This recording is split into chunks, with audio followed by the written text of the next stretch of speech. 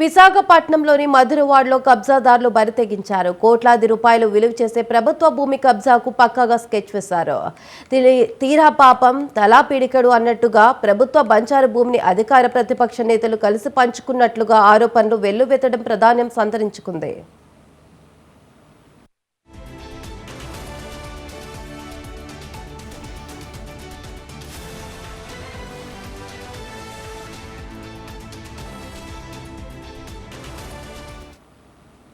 Madhurawada survey number 214లో ఎకరా 29 సెంట్ల ప్రభుత్వ భూమి ఉంది.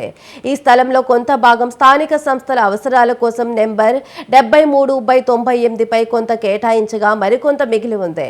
ఖాళీగా కనిపిస్తున్న ఈ స్థలంపై కన్నేసిన కబ్జాదారులు రహదారి సైతం లేకుండా నకిలీ పట్టాలు సృష్టించి ఆక్రమణకు ప్రయత్నించడం కలకలం రేపింది.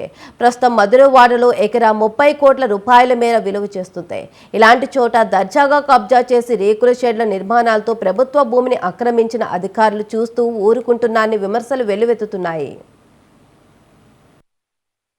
రేవల్లపాలెంలో 214 నంబరు సర్వేలో అక్కడ ఎకరా 29 సెంట్ల భూముల్ని కబ్జా చేశారు.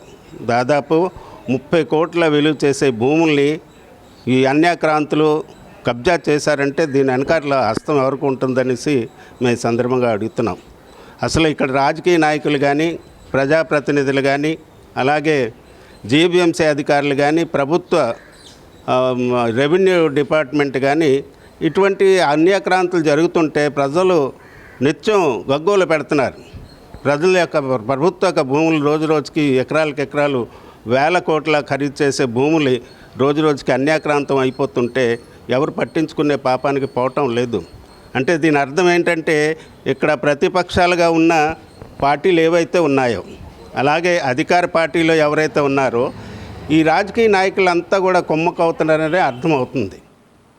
ఇంకో ముఖ్యమైన విషయం ఏంటంటే ఎప్పుడో 3 దశాబ్దాల క్రితం ఇచ్చిన పట్టాలు ఇప్పుడు చెలామణిలోకి తేవాలని అక్రమార్కులు చూస్తుండడం, ఈ రేకుల షెడ్ల నిర్మాణాల వెనుక అధికార పక్ష నేతలతో పాటు ప్రతిపక్ష నాయకులు కూడా చేతులు కలిపారన్న ఆరోపణలు వినిపిస్తున్నాయి.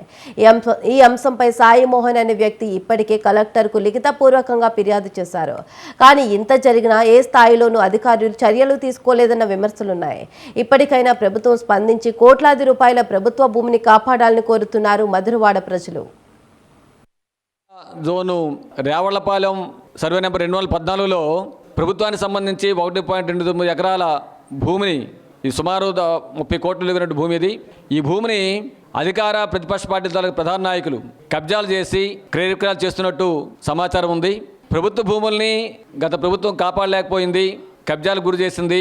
కబ్జాదారుల పక్షాన గత ప్రభుత్వం నిలిచిందని చెప్పినట్టు పెద్ద ఎత్తున ఆరోపణలు వచ్చాయి. ఆ ప్రభుత్వం తగిన మూల్యం చెల్లించుకుంది. ఈ ప్రభుత్వం అయినా సరే ప్రభుత్వ భూములు ఏవైతే ఉన్నాయో ఆ ప్రభుత్వ భూముల్ని కాపాడి అది ప్రజల అవసరాల కోసం వినియోగించాలి. ఇల్లు లేని పేదలకు ఇల్లు ఇవ్వాలి, వాళ్ళ స్థలాలు కేటాయించాలి.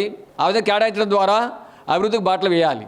అలా కాకుండా ప్రభుత్వం మారినా కానీ అధికారంలో ఉన్నటువంటి ప్రధాన నాయకులు, ప్రతిపక్షంలో ఉన్నటువంటి వాళ్ళు ఈ భూములు కబ్జాలు చేసే మాత్రం వేరే మధ్య వైరుధ్యాలు ఏమి లేవు. అధికారం ద్వారా పదవుల ద్వారా వైరుధ్యాలు ఉన్నాయి తప్ప భూములు కబ్జాలు చేయడం విషయంలో వైరుధ్యాలు